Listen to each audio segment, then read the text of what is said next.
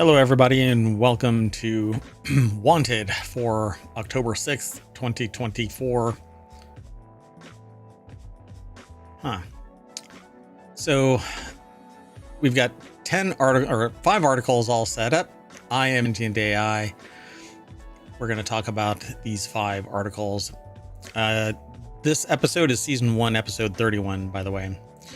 Sansa haptics, Canon mini printer stickers, Anchor 140 watt wall charger, a sci-fi board game, and Virtuwalk VR treadmill.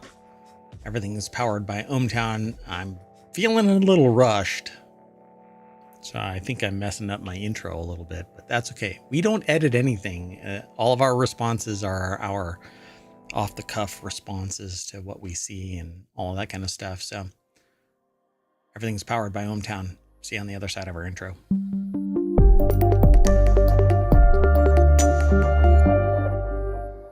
Okay, everybody. Welcome, Sentient AI from the future. Welcome, Mayor Wada, and welcome, ohmTown citizens. Well, thanks. Okay, so let's get into these 5 articles. This is Razer's updated Sansa haptics has your back and apparently your legs and your head. The haptic chair cushion that debuted as Project Esther has arrived as Freya, and the same updated Sansa haptics are in the flagship Kraken V4 Pro headset, which I had a headset, the Kraken, way back, and it fell apart. Yeah, like. Did it have haptics? So no, yeah, but yeah. So the show is called Wanted, and so everything that you see is something that Mayor Watt wants, or the Sentient AI might want, but really has never told me why they want something. But I don't know, a VR treadmill might be able to get them somewhere. Well, we'll get to that here in a second. So this is the article is over at cnet.com by Lori Grunin, and it's a haptic chair. And apparently it vibrates, and along with the headset, vibrates your head, your back, your butt, your legs. I don't think they call it butt, legs and head and back. So, but and I mean, butt. By proxy, your butt. So, incorporating Razer's newest generation of its haptic technology, Sense HD, stemming from Razer's acquisition of Interhaptics in 2022, the cushion is ready to rumble.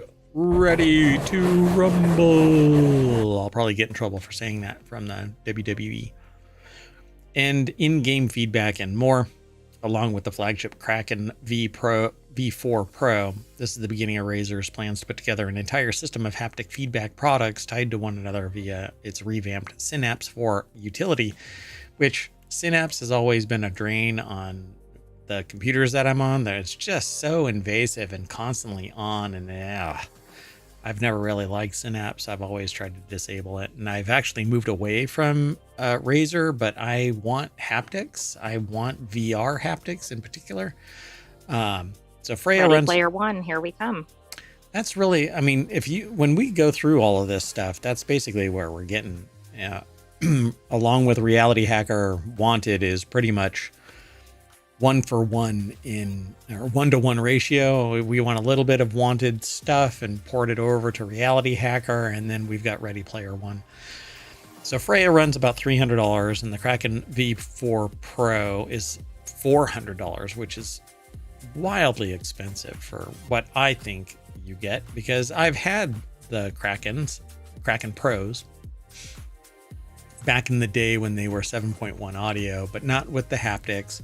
But still, haptics, come on, man. Surprisingly little has changed about the cushion since the Razer showed the concept, though. The number of actuators, the technology that provides the vibration, and arguably the most important component has dropped from 16 to 6, so there's lower fidelity, and you're paying $300. It's always possible they've been redesigned to require fewer, though, but no. So down to 6. Okay, the chair looks cool. So if it's just these two, and these two, that's 6. Man, this really does need 16. Each one of these cushions should have a freaking sensor in them, or an actuator. So the haptic characteristics can be incorporated by developers into their games for best results, or the tech can use audio signals, automatically converting them to the haptics on the fly. Huh. Razer says you should be able to get good sense of direction, distance, and location of the source audio. It seems like it essentially delivers the vibratory equivalent of quad surround with the 2 actuators. This, though, is something that you put on your seat, is not a seat by itself. Oh, I thought it was actually a chair. I see. Yeah, if I recall correctly. So let's see if they actually show it. No, they don't. Ugh. I mean, they show it, but they show it clip art style, you know? So yeah, I think that this sits in your seat or on your seat. Okay, well, so then you have to still buy the chair, which you probably already have, but that would be pricey for a chair. So yeah, so Freya, right? Hold on a second. Let me actually pull it up.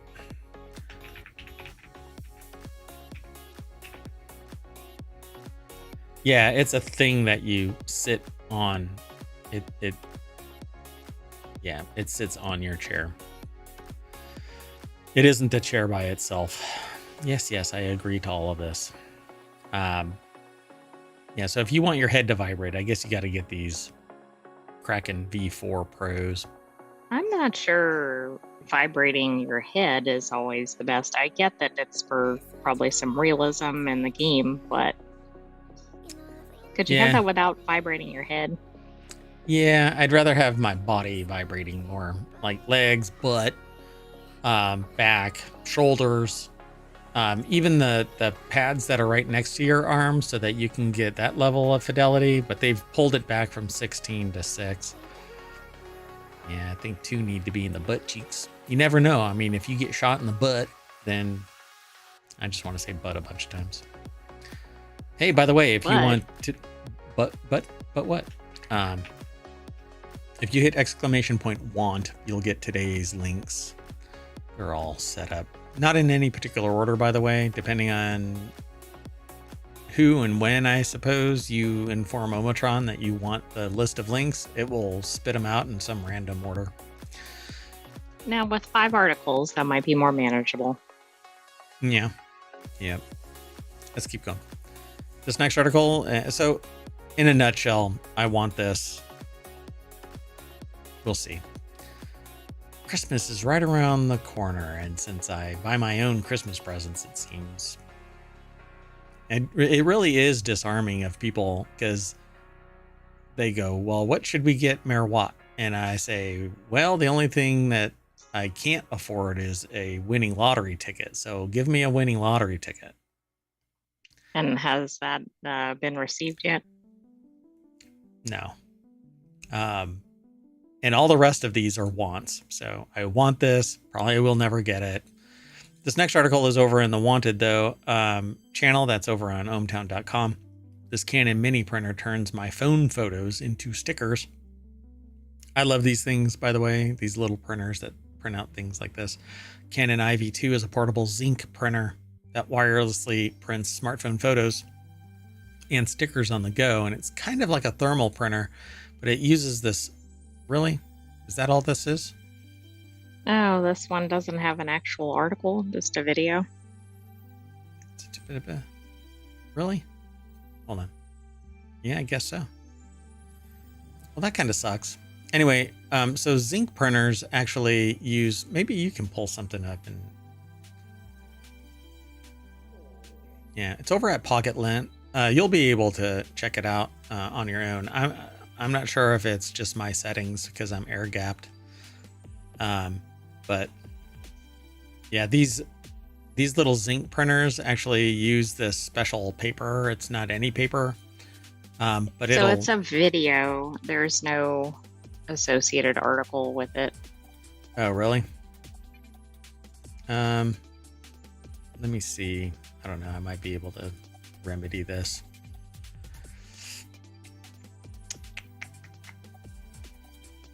I don't know.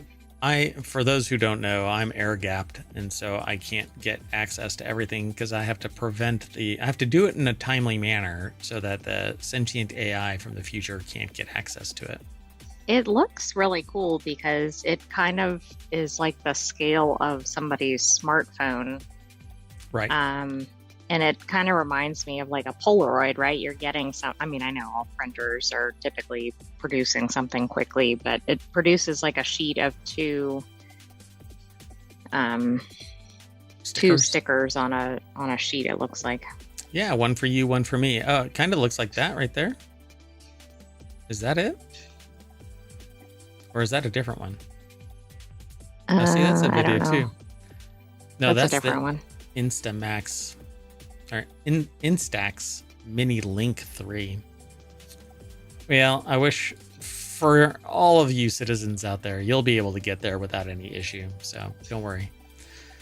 At any rate, let's keep moving then. It doesn't say what the price is here on the page, but I love Canon is a great printer. Its quality reproduction is really good. Okay, so it's reasonably affordable on Amazon. It's currently at $99. Oh, cool! And it makes and it's portable. And at Canon as well. Yeah, and it's portable. So all you have to do is send your image to it. It'll print out 2 little stickers, and off you go. You'll be able to share one with a friend. It's pretty cool. I like it. Okay, so let's keep moving. The next article is over in Non Sequitur News. This is Anker's first 140-watt wall charger with a screen, it says.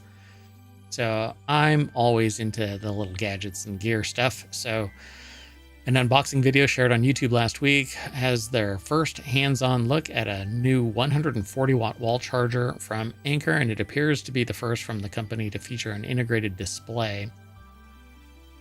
Let's take a look. It's over at The Verge. Andrew Lazuski put this article together. An unboxing video reveals the new wall charger. It is a beast, but it has a screen. Right. Is that taking up the entire outlet? Yeah. And that's pretty typical for these kind of things. You can try and put it down below, but usually there's something like it's big enough that it blocks the top one enough, and you don't want to overpower your circuit. So 140-watt wall charger from Anker. It has a little face that tells you if it's sending a charge. Well, that's good. The Zolo wall charger will reportedly offer a maximum output of 140 watts shared across 3 USB-C ports and a single USB-A port, and they're all dangling from down below here.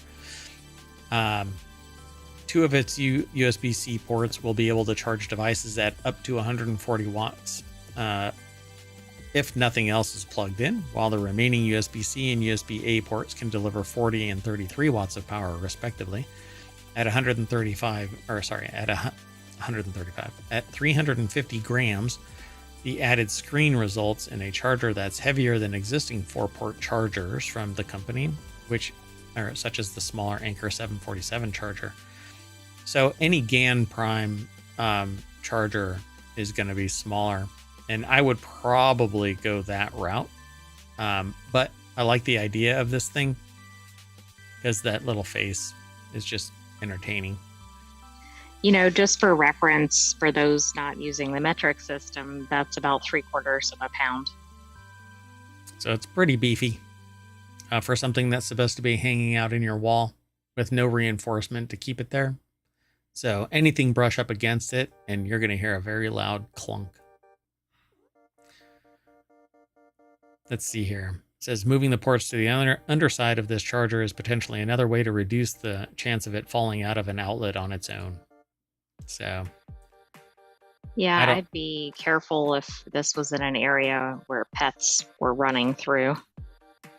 Yeah. Or even little kids. They don't state that this is a GaN charger. Does any of your content say that? It does. Well, no, the smaller one says GaN. Yeah, but this That's interesting. No. This doesn't. Usually it says GaN on it somewhere. What's the model name of this? Zolo? Is it called Zolo? Yes, Zolo. I'm trying to see if I can find it. Yeah, so I have the Anker 747 charger, the GAN Prime 150 watt one. And I can tell you that it's great. I can't see anywhere that it is GAN, but there's more than one product with this in this line too. Gotcha. Okay, that's okay. But I do want it simply because I really like Anker charging devices, and I'm just a sucker for them. I love their cables and I love their charger so far. I've got 2 of these 75,000 milliamp hour battery packs that are magnetically charged. Like they hold on to a charging platform magnetically, and then whenever I need to go somewhere and throw it in my go bag, I just grab it, put the backup one on top of it, and take off with my go bag, and away I go with battery enough to charge a MacBook Pro one full circuit, or cause people to wonder what the hell that is in my bag. Because I've set that thing out during a meeting. I've taken it out and set it on the counter, and people are like, my God, that thing is huge. Anyway, let's keep moving. Next article is over on the WarCrafters channel. Arcs is the ambitious new sci-fi board game from the designer of Root, and it's extraordinary, according to this Polygon article. While it's great to sit down for a concise and straightforward strategy game like Catan or Ticket to Ride. Ticket to Ride is a good game. This one is the board game version. Yeah, well, the Ticket to Ride computer game sucks. The old version was better than the new version. Stop killing games. You suck. Anyway, sometimes I'd rather explore a game that has a little more ambition. Often they turn to publisher Leader Games and designer Cole Worrell to fill the need. This time is responsible for the acclaimed Root, the game of woodland might and right, which seeks to model political violence under the guise of a cozy romp in the forest.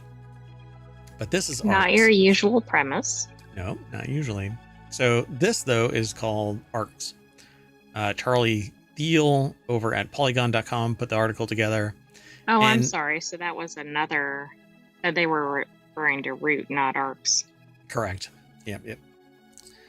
So the game it's a board game. It has cards. It has dice. It has not really...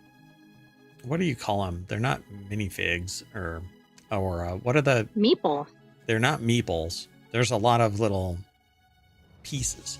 Little tokens or something like that. That's the better term, tokens. Various shapes and sizes and colors.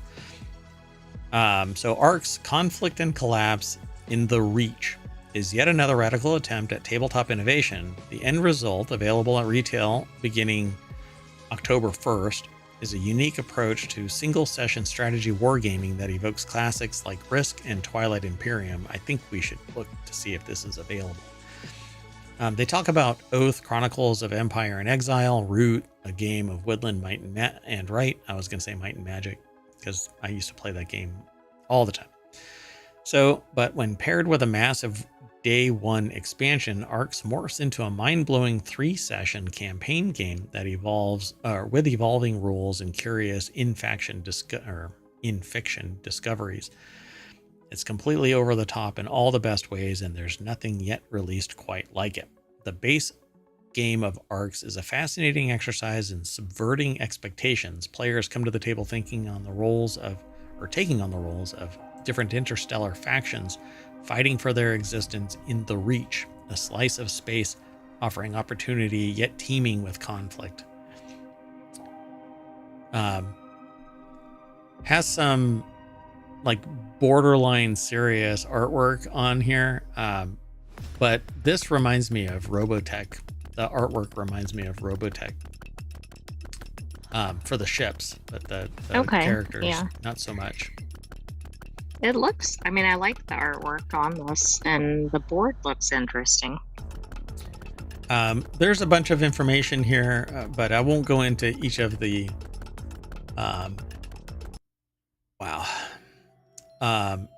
each of the topics that they go through, like the actual order of the gameplay. But they have different cards that have perform different functions. The dice aren't your normal average everyday dice. They actually have little icons on them that represent various things. So a picture here says the player who led with Construction 3 will take 3 actions this round, while the player who broke suit with Aggression 4 will only take 1. But each player plays a card, I suspect. The first player each round may also select an ambition that will score victory points that round. Ambitions encourage people to behave in certain ways. Perhaps they need to collect the most war trophies or the most resources of several different types. So there's a little bit of role-playing throughout this as well, and base building and so on. So they say this is fascinating and unorthodox, as a particular play could result in almost no victory points being scored for conflict. The atmosphere at the table altogether is different when it's a game that is heavily focused on taxing and securing oil reserves rather than raiding planets and thrashing starfleets. All of this nuance adds to a great deal of weight to the card play, tying its significance into a flurry of activity on the board. So this sounds like it's going to be a lot of fun because there's a lot of these cards. And yeah, I really like the artwork. Like it's a pretty substantial game, right? It's probably not one of those you're completing in 5 minutes. Yeah, and your standard game, so it says it's available now for $60, and then there's an expansion, a campaign expansion that it says it's also available and costs $100 more. So the full package is $160, but it's typical for a board game, endless gameplay. Depending on who's playing, it's more fun than the $160 you can spend on this for other things. Hell, depending on who you go to dinner with, if the restaurant is fancy enough, that's easily $160. Well, that's true. And what are you getting more enjoyment out of? Probably the board game. Yeah, I mean, putting 4 people down at a table and playing this board game and just having snacks, I think would be great because you can do it again and again and again for $160. So I love the idea of this. Not everybody is willing to spend $160 on a game, but it's a 3-day long campaign based on what this article is talking about. And as long as you don't mind this style of board game, it's in space, there's conflict, role-playing, lots of fiddly bits that you have to mess with, but this is nothing compared to some of the games that we've played. So anyway, might have to look at that. We're looking at 2 Dice Throne Adventures. Oh, yes. Oh my gosh, Dice. I think it's Dice Adventures. Throne. It is Dice Throne Adventures. Like takes forever. It has lots of fiddly bits. Lots and lots of fiddly bits. All right, let's do our last article, and this is the Virtue Walk. It's over at Reality Hacker at ohmTown.com. That's where it's aggregated to, but it's a XR article. So the Virtue Walk VR treadmill, navigation handlebar, and headset is now available for purchase, according to Virtue Walk website. Its VR technology centers around its treadmill that allows users to experience the feeling of walking within a virtual world with a patented handlebar for navigating around corners and a VR headset to view the simulations. Wait, okay, I need to look at this because this thing is throwing me for a loop. So the treadmill, navigation handlebar, and headset enable various immersive experiences. So this is over at xrtoday.com. Who's the author? James Steffett. So according to VirtualWalk's website, its VR technology centers around its treadmill that allows users to experience the feeling of walking within a virtual world with a patented handlebar for navigating around corners and a VR headset to view the simulations. Can I use any VR headset? I don't know, because that makes me think it only works with the provided headset. Yeah, this almost is not a gaming device.